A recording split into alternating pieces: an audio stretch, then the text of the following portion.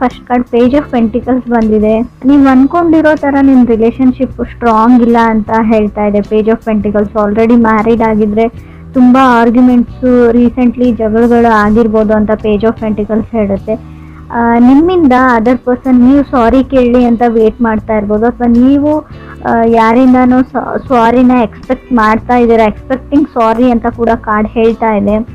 Second card ನನಗೆ 10 of wands ಬಂದಿದೆ.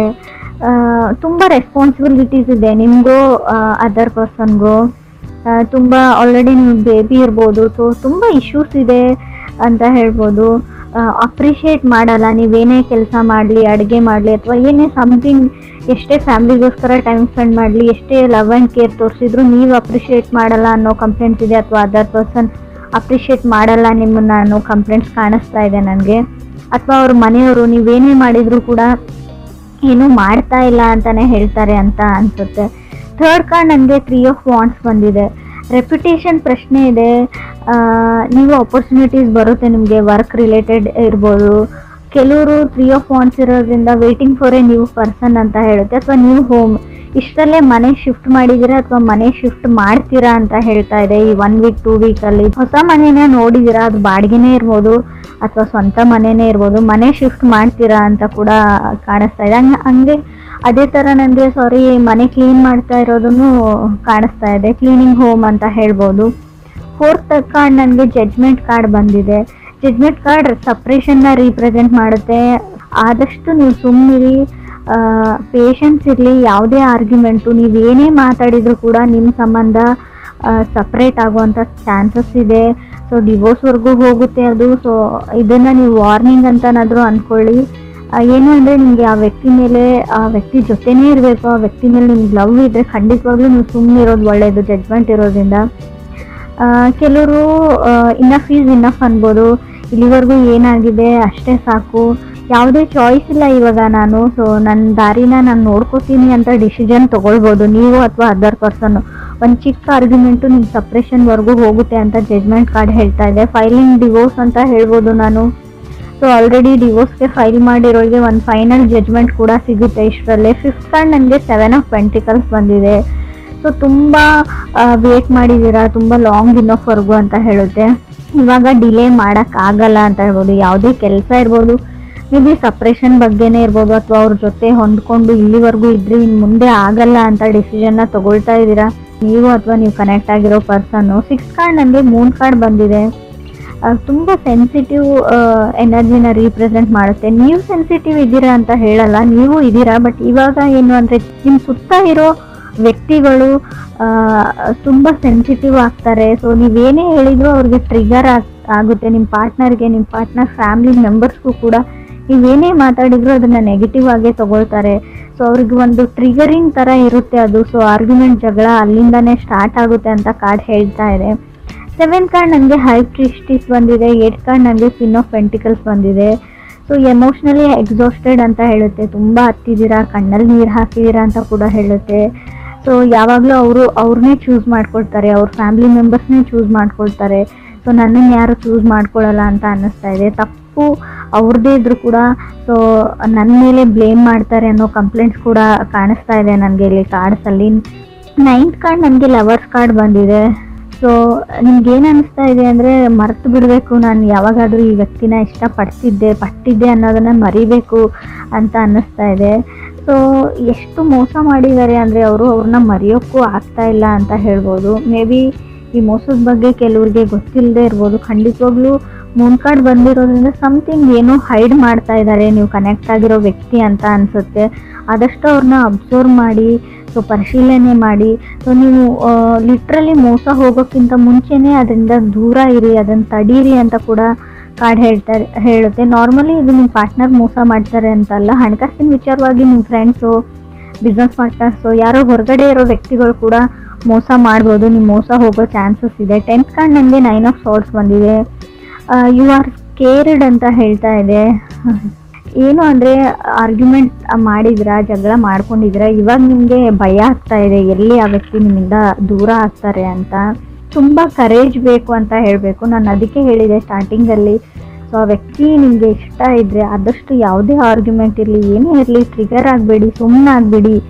ಸಣ್ಣ ಪುಟ್ಟ ವಿಷಯಕ್ಕೆ ಸ್ಪೆಷಲಿ ಈ 3 ತಿಂಗಳು ಮಾತ್ರ ನೀವು 3 ಮಂತ್ಸ್ವರೆಗೂ ಯಾವುದೇ ಜಗಳನ ಮಾಡ್ಕೊಳ್ಬೇಡಿ ಅಂತ ಹೇಳ್ಬೋದು.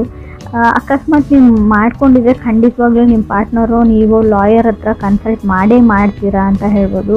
ಸೊ ಕೌನ್ಸಿಲಿಂಗ್ ಅಗತ್ಯ ಕೂಡ ಇದೆ. ಯಾರಿಗೋ ಒಂದು ಮಾನಸಿಕ ರೋಗ ಅಂತ ನಾನು ಹೇಳಲ್ಲ, ಮಾನಸಿಕವಾಗಿ ತುಂಬ ಕುಗ್ಗೋಗಿದ್ದೀರಾ, ಸೊ ಕಾಂಪ್ರಮೈಸು ಆಗಬೇಕಾಗುತ್ತೆ. ಸೊ ಸ್ವಲ್ಪ ಕೌನ್ಸಿಲಿಂಗ್ನ ತೊಗೊಳ್ಳಿ ಅಥವಾ ಮೆಡಿಟೇಷನ್ನ ಮಾಡಿ ಅಂತ ನಾನು ಹೇಳ್ತೀನಿ.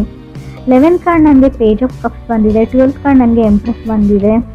ಯಾರಿಂದನೂ ಸಾರಿನ ಎಕ್ಸ್ಪೆಕ್ಟ್ ಮಾಡ್ತಾ ಇದ್ದೀರಾ ಅಂತ ಹೇಳಿದೆ. ಕಮ್ಯುನಿಕೇಷನ್ ಸ್ಟಾಪ್ ಆಗಿದೆ. ನೀವು ಅಥವಾ ಅದರ್ ಪರ್ಸನ್ ಟ್ರೈ ಮಾಡ್ತಾ ಇದ್ದೀರಾ ಕಮ್ಯುನಿಕೇಟ್ ಮಾಡೋಕ್ಕೆ, ಬಟ್ ರೆಸ್ಪಾನ್ಸ್ ಬರ್ತಾ ಇಲ್ಲ ಅಂತ ಅನಿಸುತ್ತೆ. ಬಟ್ ಖಂಡಿತವಾಗ್ಲೂ ಹಾಗೆ ಟ್ರೈ ಮಾಡ್ತಾ ಇರಿ. ಸೊ ಅವರು ಖಂಡಿತ ನಿಮಗೆ ರೆಸ್ಪಾನ್ಸ್ ಮಾಡ್ತಾರೆ ಅಂತ ಕಾರ್ಡ್ ಹೇಳ್ತಾ ಇದೆ. ಎಂಪ್ರೆಸ್ ಕಾರ್ಡ್ ಇರೋದ್ರಿಂದ ಸೊ ರಿಲೇಷನ್ಶಿಪ್ಪಲ್ಲಿ ಇರೋರು ಕೇರ್ಫುಲ್ ಆಗಿರಿ. ಇನ್ ಕೇಸ್ ನೀವು ಬೇಬಿನ ಎಕ್ಸ್ಪೆಕ್ಟ್ ಮಾಡ್ತಾ ಇಲ್ಲ ಅಂದರೆ ಸಡನ್ ಪ್ರೆಗ್ನೆನ್ಸಿನ ಹೇಳ್ತೀನಿ. ಸೊ ಆಲ್ರೆಡಿ ಮ್ಯಾರಿಡ್ ಇದ್ದೀರಾ, ಬೇಬಿ ಬೇಕು ಅನ್ನೋರಿಗೆ ಕಂಗ್ರಾಟ್ಸ್ ಹೇಳ್ತೀನಿ. ಸೊ ಕನ್ಸೀವ್ ಆಗೋ ಚಾನ್ಸಸ್ ಕೂಡ ಎಂಪ್ರೆಸ್ ಕಾರ್ಡ್ ಹೇಳ್ತಾ ಇದೆ, ಕನ್ಸೀವ್ ಕೂಡ ಆಗ್ತೀರಾ ಅಂತ ಹೇಳ್ಬೋದು.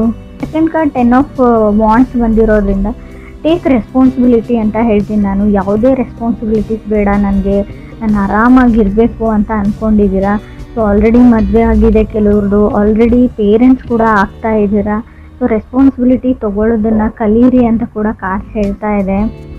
ಕೆಲವ್ರಿಗೆ ಸಿಂಗಲ್ ಇರೋರಿಗೆ ನಿಮಗೆ ಸ್ಟೆಬಲ್ ಆಗಿರೋ ವ್ಯಕ್ತಿ ಅಥವಾ ಪರ್ಸನ್ ಪ್ರಪೋಸಲ್ಸ್ ಬರುತ್ತೆ ಅಂತ ಕೂಡ ಕಾರ್ಡ್ ಹೇಳ್ತಾ ಇದೆ. ನಿಮಗೆ ಸಮ್ಮನ್ ಸ್ಟೆಬಲ್ ಆಗಿರೋ ವ್ಯಕ್ತಿ ಬೇಕು, ಕೆರಿಯರ್ ಓರಿಯೆಂಟೆಡ್ ಇರಬೇಕು, ಸ್ಟ್ರಾಂಗ್ ಇನಫ್ ಇರಬೇಕು ಅಂತ ಅನಿಸ್ತಾ ಇದೆ. ಸೊ ವರ್ಕ್ ಓರಿಯೆಂಟೆಡ್ ಇರೋವಂಥ ಪರ್ಸನ್ನೇ ನಿಮಗೆ ಸಿಗ್ತಾರೆ. ಸೊ ನೀವು ಇಷ್ಟು ವರ್ಷದಿಂದ ಪ್ರಪೋಸಲ್ಗೆ ವೇಟ್ ಮಾಡ್ತಾ ಇದ್ದೀರಾ, ರೈಟ್ ಪರ್ಸನ್ಗೋಸ್ಕರ ವೇಟ್ ಮಾಡ್ತಾ ಇದ್ದರೆ ಖಂಡಿತವಾಗ್ಲೂ ಆ ಥರ ವ್ಯಕ್ತಿ ಸಿಗ್ತಾರೆ. But 4th card judgment card ಇರೋದ್ರಿಂದ ನಾನು ಖಂಡಿತ ಬ್ರೇಕಪ್ ಮತ್ತು ಸಪ್ರೇಷನ್ನ ಮೆನ್ಷನ್ ಮಾಡಲೇಬೇಕು. ಆಲ್ರೆಡಿ ಆಗಿರ್ಬೋದು, ನೋ ಕಮ್ಯುನಿಕೇಷನ್ ಇರ್ಬೋದು.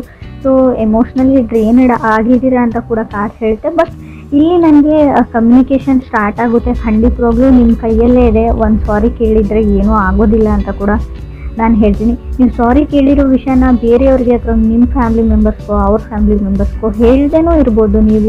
ನೀವೇ ಪ್ಯಾಚಪ್ ಆಗ್ಬೋದು ಇಬ್ಬರು ಸೇರಿಬಿಟ್ಟು ಅಂತ ಹೇಳುತ್ತೆ. ಯಾವುದೇ ಚಾಯ್ಸ್ ಇಲ್ಲ ಅಂತ ಹೇಳ್ತೀನಿ. ಸೊ ನಿಮಗೆ ಅವ್ರನ್ನ ಬಿಟ್ಟಿರೋಕ್ಕಂತೂ ಆಗಲ್ಲ ಅಂತ ಸೀರಿಯಸ್ಲಿ ಕಾರ್ಡ್ಸಲ್ಲಿ ಶೋ ಆಗ್ತಾ ಇದೆ. ಸೊ ಆ ಥರ ಇರುವಾಗ ನೀವು 3ನೇ ವ್ಯಕ್ತಿಗಳ ಮಾತನ್ನ ಕೇಳದೇ ಇರೋದು ಒಳ್ಳೆಯದು ಅಂತ ಹೇಳುತ್ತೆ. ಹೈ ಪ್ರಿಸ್ಟೆಸ್ ಕಾರ್ಡ್ ಬಂದಿದೆ. ತುಂಬ ಗೂಗಲ್ ಮಾಡ್ತೀರಾ, ಆಲ್ರೆಡಿ ಶಾಪಿಂಗ್ ಅಂತೂ ತುಂಬ ಮಾಡಿದರೆ, ಬಟ್ ಇಲ್ಲಿ ಆನ್ಲೈನ್ ಶಾಪಿಂಗ್ನ ತೋರಿಸ್ತಾ ಇದೆ. ಸೊ ಇದಾದಮೇಲೆ ಜಗಳ ಆಗಿರಬೇಕು ಅಂತ ಕೂಡ ಕಾರ್ಡ್ಸ್ ಹೇಳ್ತಾ ಇದೆ. ತುಂಬ ಶಾಪಿಂಗ್ ಮಾಡಿದ್ರಿ, ತುಂಬ ಚೆನ್ನಾಗಿರೋ ಟೈಮ್ನ ಸ್ಪೆಂಡ್ ಮಾಡಿದ್ರಿ, ಅದಾದಮೇಲೆ ಸೊ ಯಾವುದೇ ವಿಷಯಕ್ಕೆ ಆರ್ಗ್ಯುಮೆಂಟ್ ಅಥವಾ ಜಗಳ ಅಂತ ಸ್ಟಾರ್ಟ್ ಆಗಿತ್ತು. ಒಂದೇ ಸಿಲ್ಲಿ ವಿಚಾರಕ್ಕಿರ್ಬೋದು ಅದು.